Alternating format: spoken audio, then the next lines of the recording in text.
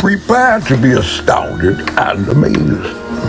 These are the introductory incantations that an illusionist, a prestidigitator, or a magician, if you would, might present to prepare his audience to witness wonder, gaze upon sights unseen, delve into dark secrets and mysteries, and experience revelations of ominous power. And since 2700 BC, in Egypt, these stage performers have stunned audiences with nothing more than garden variety public relations. I am very sorry, but there are no real magic words or magic deeds. It's simply a process that engages susceptible human psychology.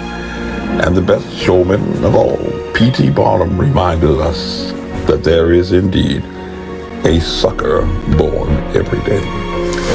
But once you move beyond the introductory pattern, a stage illusionist will lead you through 3 essential stages for a perfect magic trick, beginning with what magicians call the pledge, where he produces something from thin air. Magic, hocus pocus, dominocus, a la peanut butter sandwiches. You are at once amazed, and a curiosity creates an insatiable appetite for more. Having drawn the audience in, the practiced magician will proceed to the turn, where with magical words of misdirection and gestures of sleight of hand, trap doors, smoke and mirrors, and other mechanical devices, he will transform something very ordinary into something extraordinary, like making a commonplace object or even an elephant disappear. An illusion mastered by the Chinese as far back as 206 BC. The Chinese who had been honing the arts since 1600 BC. But any magician, well prepared, can produce what appears like something from nothing. And there are perhaps a million easy-to-do perform tricks that an impressionable child could purchase in a magic shop. Why, back in the Dark Ages, magic was only an entertainment for highly impressionable children, easily fooled. And any well-prepared magician can take that object and make it vanish into thin air, which is perhaps the reason that around the Middle Ages, magical arts became associated with the occult, witchcraft, and dark arts. But only the greatest magicians, fully prepared, can take that extraordinary object that arose from nowhere and that suddenly vanished without a trace, as if it were all a mystical dream, and then attempting the truly extraordinary, make it materialize again. Something like a novel coronavirus that suddenly materialized from nowhere in central China, extraordinarily developed into a pandemic pathogen threatening the world, and that now, according to the official reports from state-controlled media in Beijing, has almost entirely disappeared in China. And now, moving into an unprecedented presidential election, many are scrambling to replicate the success of the Chinese, like Joe Biden, who is absolutely convinced that he can make it all disappear, just like the Chinese did. If only a national mandate required everyone to wear a mask for 3 months since closing businesses, outlawing social gatherings, and ordering everyone to stay at home did not work like it did for the Chinese science.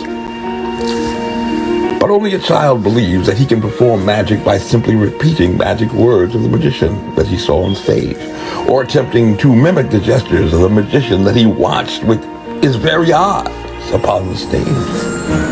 The hand, as they say, is quicker than the eye.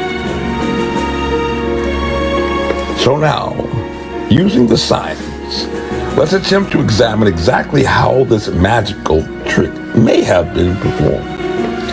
On December 31st, the Chinese reported to the world their discovery of a pneumonia of unknown etiology that appeared to have emerged in the Hunan seafood wholesale market. a wet market the size of 9 American football fields, primarily an indoor venue, but at which only a total of 27 persons were infected. Extraordinary.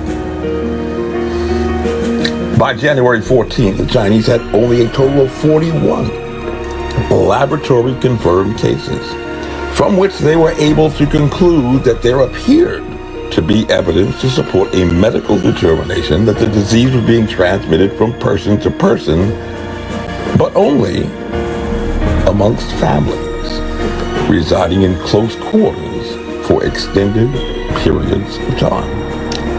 On February 24, after a 2-week extensive study of over 55,000 cases, the World Health Organization still could not definitively conclude that a novel coronavirus was being transmitted by droplets from person to person, breathed, during, talking, sneezing, and coughing. Because tracer contacts found less than 5% of secondary infections. And because once again, infections spread appeared to be driven by families living in close connection for extended periods, primarily farmers, in the 42nd largest city in the world, and exacerbated by the draconian lockdown orders. Around the same time, the Centers for Disease Control examined a cluster of outbreaks that occurred aboard luxury cruise ships like the Princess Diamond, which set sail from the port of Yokohama, Japan, and where despite a quarantine immediately implemented, infections continued to rise for an extended period, finding the highest incidence of infection, ironically, among American passengers. And while observing simply these facts in isolation, it may be rather simple to conclude that the infected persons naturally infected one another in close connection with one another for extended periods of time. There still arises just one problem. How on earth did the pathogen arrive there in the first place? Someone had to bring it to the farmhouses in China, and someone had to bring it to the cabins of the passengers aboard cruise ships.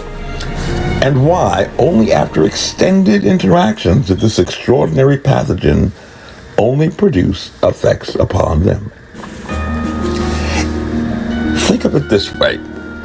If a fire were to break out in a farmhouse or in a cruise ship cabin, the natural inclination is not to conclude that the occupants burned one another, because the fire, like in a stage illusion, captures our eyes and our imaginations, leading us to what appears to be a plausible and likely conclusion.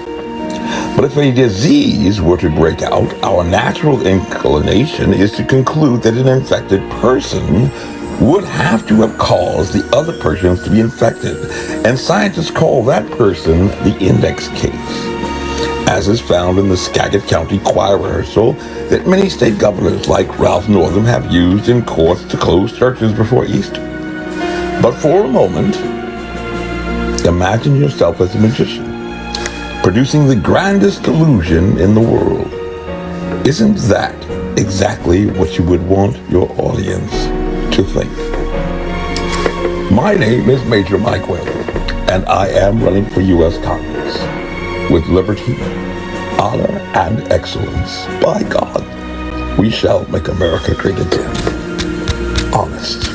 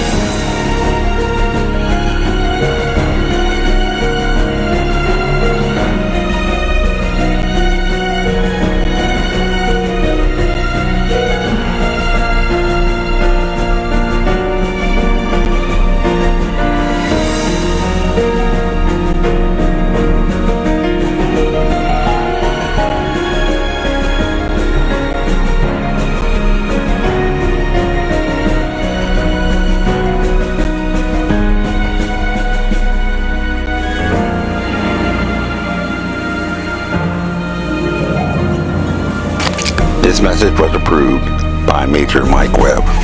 Honest.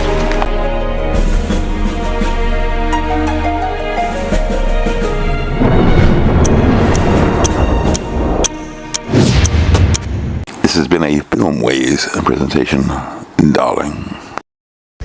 And y'all come back now. Yeah.